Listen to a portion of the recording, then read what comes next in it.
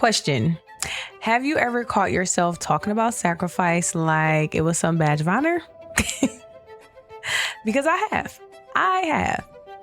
You say things like, I give up this and I quit that and I suffered the loss of this or that. Child, we're doing a lot of unpacking today, and today is going to require a lot of us to look in the mirror and probably feel a little triggered. Sometimes when we think we're sacrificing, we're literally just being obedient. The craziest thing about it is God does not require sacrifice at all. God does not want us to sacrifice. God desires obedience, because obedience is when your heart is willing to align with God's will. So today we're going to break down what exactly sacrifice means, what exactly obedience means, which means we're going to be doing our Googles. Why so many people think they're sacrificing when they're just being obedient, and how this changes the way we live, the way we serve, and the way we grow.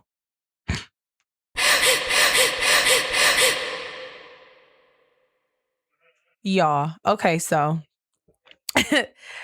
we did our Googles and I literally just typed in sacrifice definition. That's all I typed in. And here's what we got. An act of slaughtering an animal or person or surrendering a possession as an offering to God or to a divine or supernatural figure. Offer or kill as a religious sacrifice.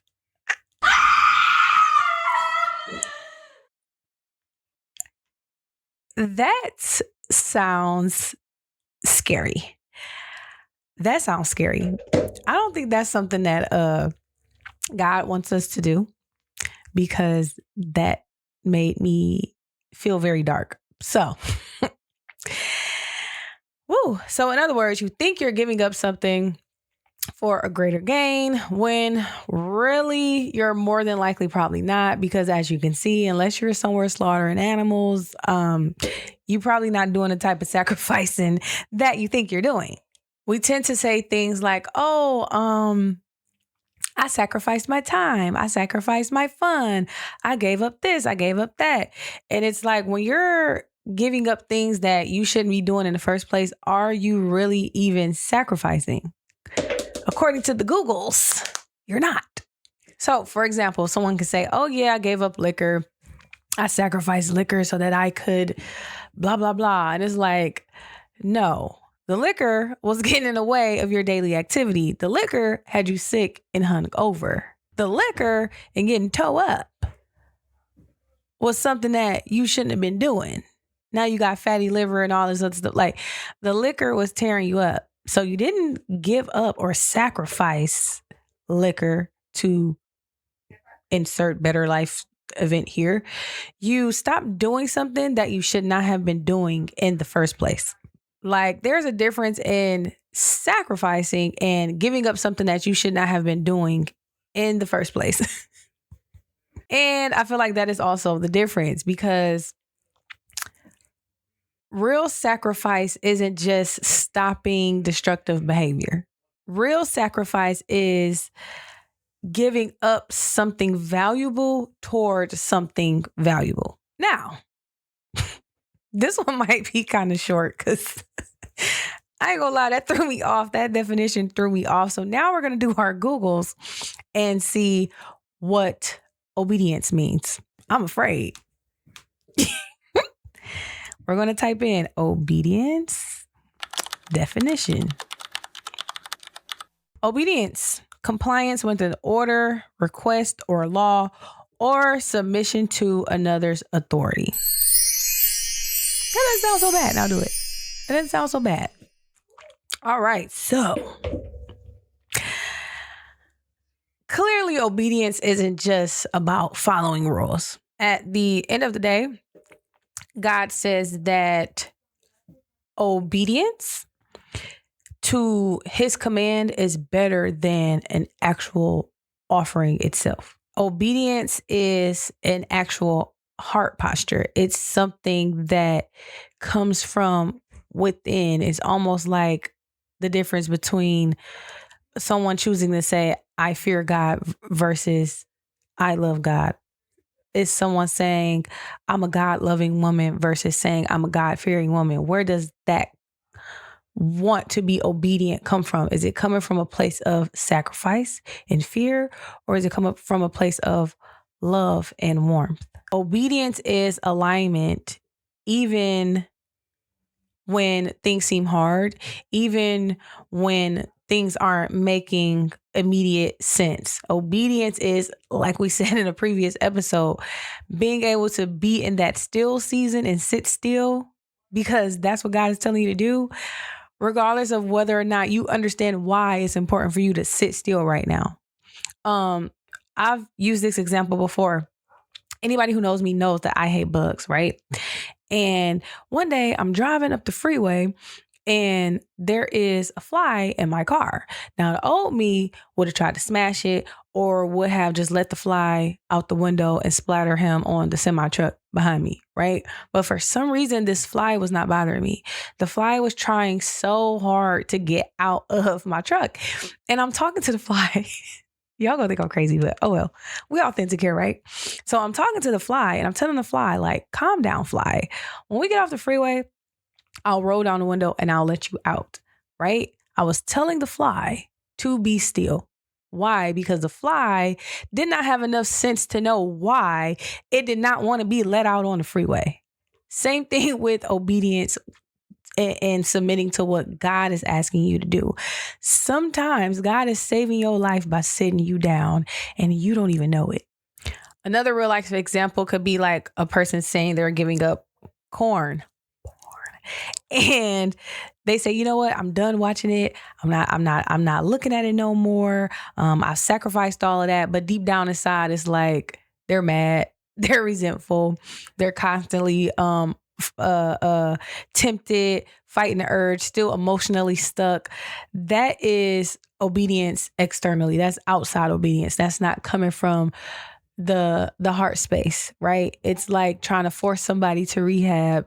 They know they need to stop, but internally in their heart and in their soul, they're not ready to stop, right?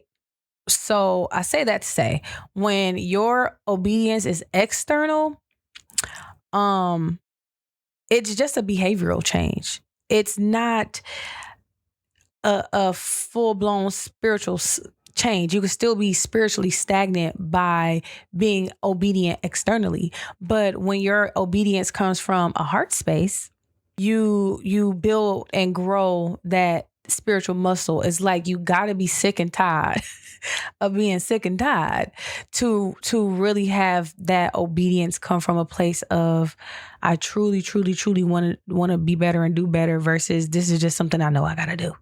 Sacrificing without the heartfelt obedience is like trimming the branches off of a tree, but the roots are rotten. So today's wellness tip is we're going to keep this one short. This one kind of set me off. I'm a bit triggered, y'all. I ain't gonna lie. It kind of these Googles is a little scary. So we're going to keep this one short. Today's wellness tip is going to help you align with your heart and align with God's will. So again, you can do this every day if you want, or you can do this when you're struggling to make certain decisions, but it literally only takes about 5 minutes. If you want to apply this one, you want to ask yourself certain questions. And that's another thing too. When it comes to asking yourself questions, just know as long as you can sit still, be quiet and listen and just immerse yourself in wanting to really grow spiritually and change spiritually, the answers will come. So don't worry about, because you got some people who will say like, I feel crazy for talking to myself and asking these questions, because if I'm asking these questions, where are they coming from? I promise you the answers will literally fall in your lap. So question number 1, what are the things I'm doing because I think I should be doing them? Like, am I only doing these things or doing this thing because I think I should be doing it? Question number 2, what thing or things am I doing because God has actually spoken into my life? Question number 3. Am I obeying from fear? Am I obeying from habit? Or am I obeying from genuine alignment? And then ask yourself, finally, question number 4. Can't count today. Did I just tell y'all question number 4? Is this sacrifice something that I need, or is this a form of obedience that I'm being actually called to? This practice helps you move from external rites to actual internal heart alignment so that you can actually grow spiritually rather than, giving up something out of resentment and being spiritually stagnant. All right, so let's pull this all together. Let's pull this all together. I could probably upload this as a little shorty because, child, this one was a bit much. Let's wrap this all up. So, sacrifice is giving something up, but not all giving something up is sacrifice. Get what I'm saying? Obedience is the posture of the heart. It comes from a heart space. Obedience is a willing submission to how God wants you to move and maneuver. God desires obedience far more than sacrifice, because let's not forget the definition we just got for sacrifice. And that's another thing. Start looking up these words we using, because I'm trying to tell y'all, they trying to have us tricked and bamboozled. You don't earn God by what you stop doing. You walk with God by what you willingly follow. So stop confusing your obedience with this exotic idea of sacrifice. Sometimes obedience just looks like living right. Sometimes obedience looks like you doing the uncomfortable thing that God asked you to do. However, God will honor that.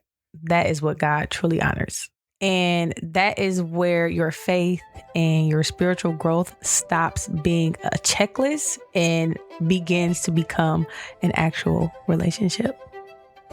That concludes today's episode of It's Ashante. And I hope to see you guys and gals, or they thems, next time. Bye.